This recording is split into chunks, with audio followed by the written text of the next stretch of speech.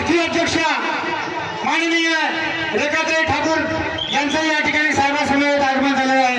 त्याचप्रमाणे आपले उस्मानाबाद जिल्ह्याचे जिल्हाध्यक्ष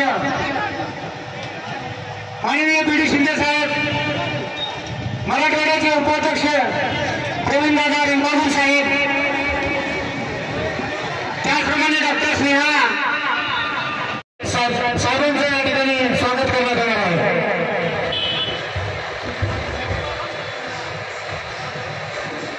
या ठिकाणी संयुक्त पद्धतीने सर्व संघटनेच्या वतीने, ओबीसी समाज सेवा संघटनेच्या वतीने, सर्व राजकीय पक्षांच्या वतीने, वंचित बहुजन आघाडी जिल्हा टीमच्या वतीने साहेबांचं स्वागत करण्यात येत आहे।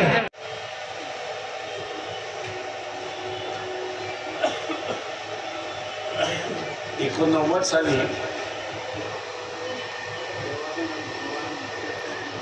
मंडल कमिशन लागू करा म्हणून असा ज्यावेळेस निर्णय झाला त्यावेळेस 2 डेलिगेशन करण्यात आलं होतं। एक डेलिगेशन जे काँग्रेसचे जाऊन बोलेल आणि दुसरं डेलिगेशन जे आहे ते भारतीय जनता पक्षाशी जाऊन बोलेल। आणि बोलण्याचा विषय हा होता की जसं SC आणि STचं संविधानिक आरक्षण आहे तशाच पद्धतीने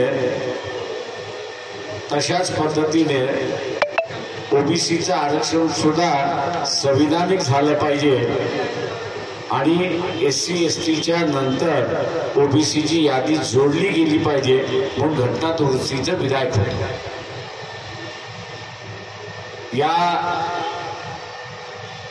दोन्ही डेलिगेशन जे गेले काँग्रेसकडे गेले आणि भारतीय जनता पक्षाकडे गेले, दोघांनाही यश आलं नाही।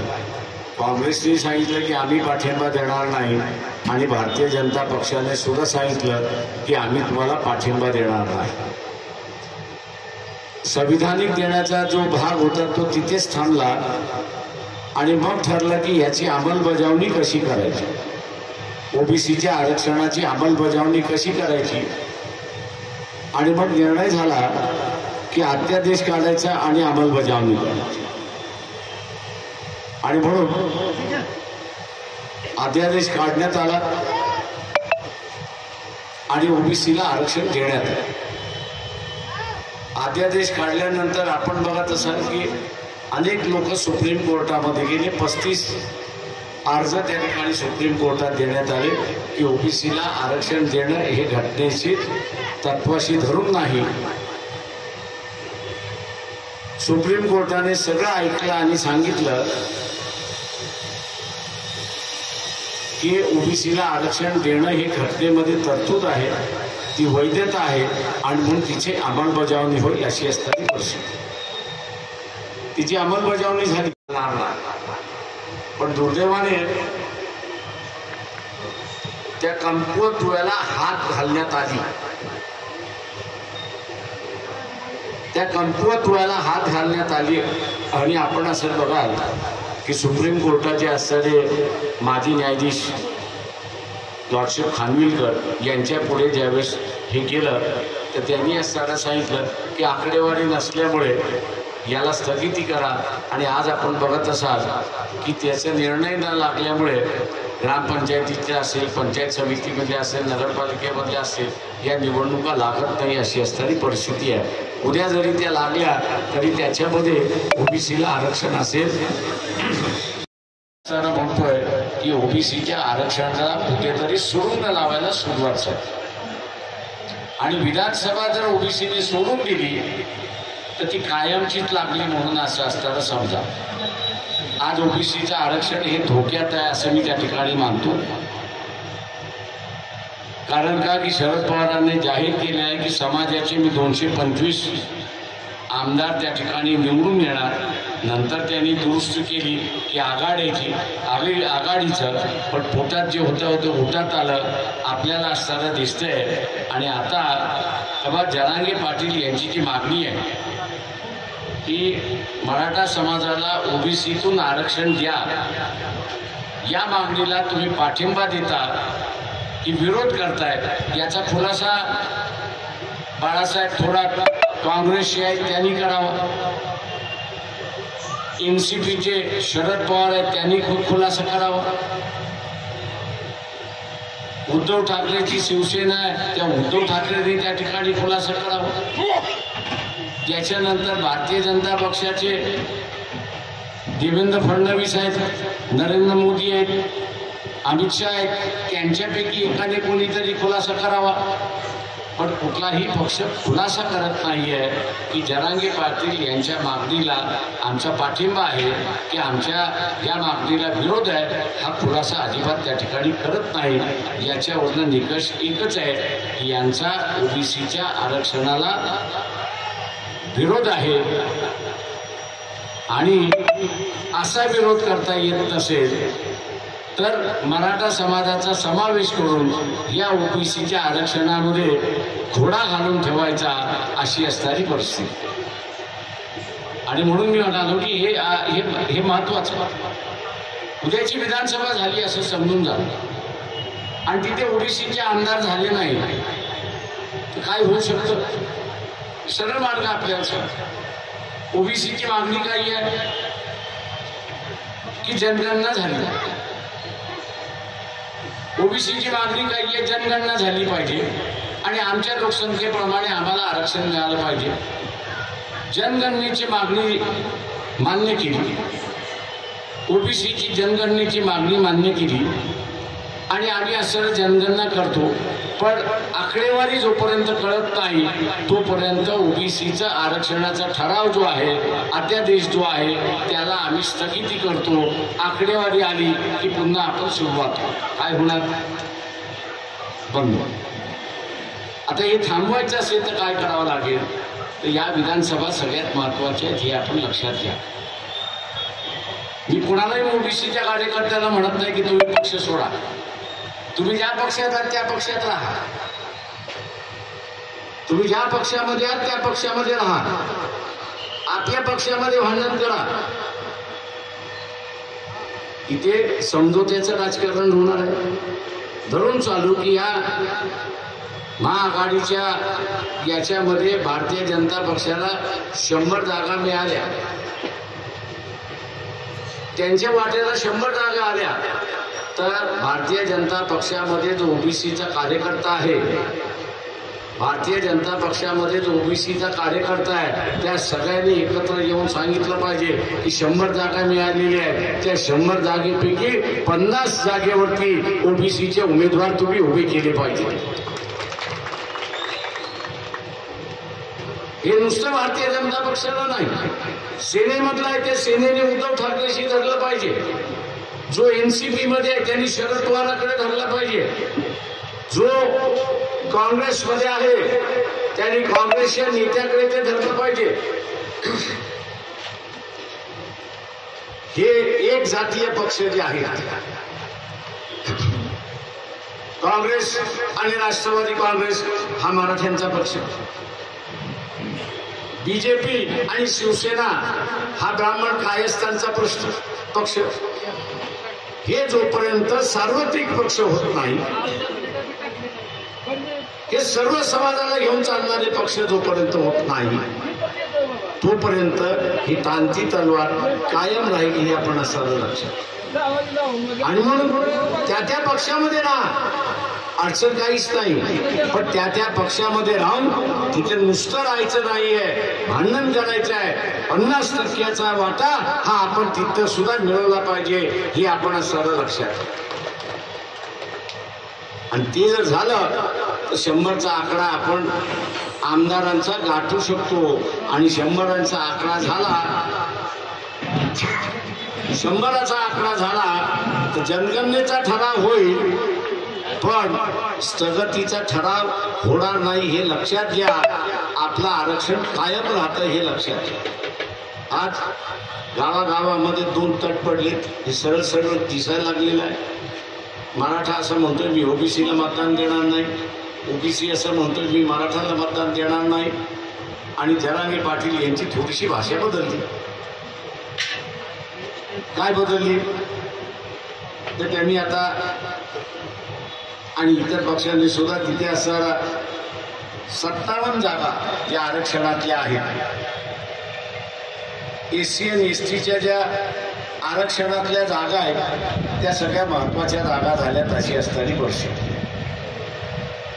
मराठा समाज असं म्हणतोय की या 57 जागेला आम्ही मतदान देऊ आणि जिंकून आलो. त्यांनी जिंकून आलं म्हणजे काय होणार, हा त्यांना मतदान देईल. ओबीसीने सुद्धा छंद बांधला पाहिजे. या 57 जागा आम्ही मतदान देऊ आणि त्याला निवडून आणू आणि आमच्या बाजूला म्हणजे संख्याबळ आपल्याकडे. संख्याबळ असले की ठराव मंजूर होत नाही, परंतु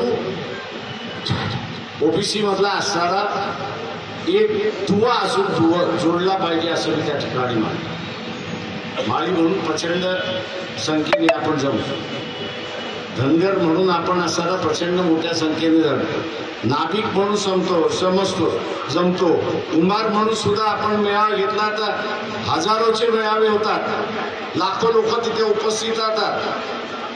पण ओबीसीचा मेळावा झाला तर एवढी लोक सुद्धा उपस्थित राहत नाही अशी असणारी परिस्थिती. मध्ये येऊ नका म्हणून हे दुर्दैव आहे. समाजाचा मेळावा घेतो त्यावेळेस ती आपली सामाजिक ओळख आहे हे लक्षात. अटल बिहारी वाजपेयीच्या मुख्यमंत्री होते त्यावेळेसच्या कालावधीमध्ये पंढरपूरला धनगर समाजाने मेळावा घेतला की न घेतला? घेतला ना. किती लोक नंतर इलेक्शन आलं, भारतीय जनता पक्षाने एक तरी धनगराला उमेदवारी दिली का? जे 5 लाखाच्या वरती जमून सुद्धा प्रभाव पडला नाही. का पडला नाही? राज्यामधून तुम्ही लोक एकत्र आले, पण ही राज्यामधून आलेली लोक जेव्हा मतदारसंघामध्ये येतात तेव्हा 20-25 हजारावरती होतात. समाज म्हणून आपण आपलं अस्तित्व दाखवतो. आता हेच अस्तित्व ओबीसीचं अस्तित्व आपल्याला निर्माण करायचं. ओबीसी म्हणून तुम्ही 5 लाख एकत्र झालात, संदेश काय जातो? ओबीसी म्हणून सगळं एकत्र आलात तर संदेश काय जातो?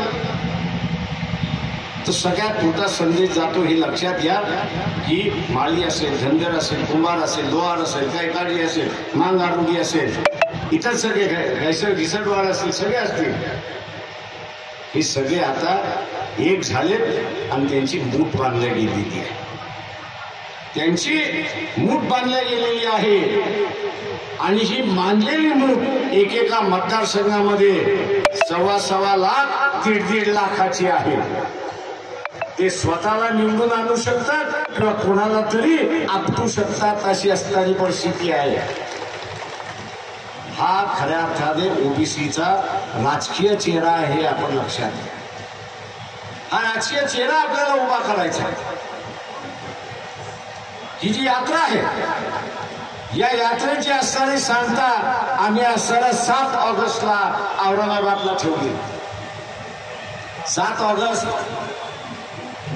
हा ओबीसीच्या आयुष्यातला सगळ्यात मोठा दिवस आहे. कसला आहे? सगळ्यात मोठा दिवस. कसला दिवस आहे?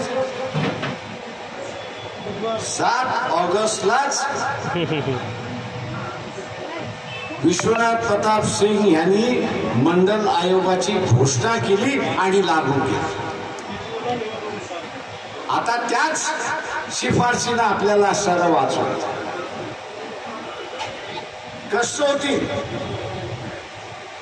पावसाचे दिवस आहेत, शेतामध्ये कामाचे दिवस आहेत, पण हे आरक्षण वाचवायचं असेल. आज समाजामध्ये डॉक्टर झाले, इंजिनियर झाले, अमुक झाले, अधिकारी झाले, पदाधिकारी झाले, कारकून झाले, अमुक झाले, तलाठी झाला, ग्रामसेवक झाला, अमुक झाला, ही कायम ठेवायची असेल तर सगळी कामं बाजूला सोडून मी जसं म्हणालो राजकीय चेहरा हा आपल्याला 7 तारखेला दाखवून द्यायचा आहे. आणि आज जे भीतीचं वातावरण आहे त्या भीतीच्या वातावरणातून आपल्याला मुक्त व्हायचं. आपण कोणाच्या ताटातून काढून घेत नाही. आम्ही एवढंच म्हणतोय की आमच्या ताटामध्ये कृपा करून येऊ नका. तुमचं वेगळं ताट करण्यासाठी आम्ही तुम्हाला मदतही करायला तयार आहोत. आम्ही तुम्हाला मदतही करायला तयार आहोत. विनंती आहे की आम्हाला सत्तेवरती बसवा. हे शरद पवार विरोध पवार हे तुम्हाला वापर करतील पण सत्ता देणार नाहीत अशी असणारी परिस्थिती आहे. आणि म्हणून मी जाता जाता आपल्या सगळ्यांना आवाहन करणार आहे की ओबीसीचा राजकीय चेहरा आपल्याला सरळ उभा करायचा.